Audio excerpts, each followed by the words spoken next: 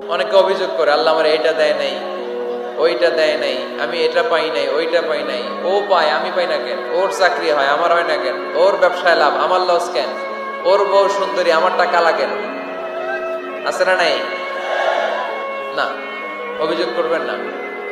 আপনি যে অবস্থানে থেকে অখুশি, আপনি যেই অবস্থানে থেকে আল্লাহর কাছে অভিযোগ করতেছেন, আপনার এই অবস্থানে আসার জন্য অনেকে আল্লাহর কাছে দোয়া করতেছে, ঠিক কিনা? কিন্তু আপনি এই অবস্থানে খুশি না। অনেকে এই অবস্থানে আসতে চায়, তাদের স্বপ্ন যে তারা একদিন আপনার স্থানে আসবে, কিন্তু আপনি আপনার জায়গায় থেকে খুশি না।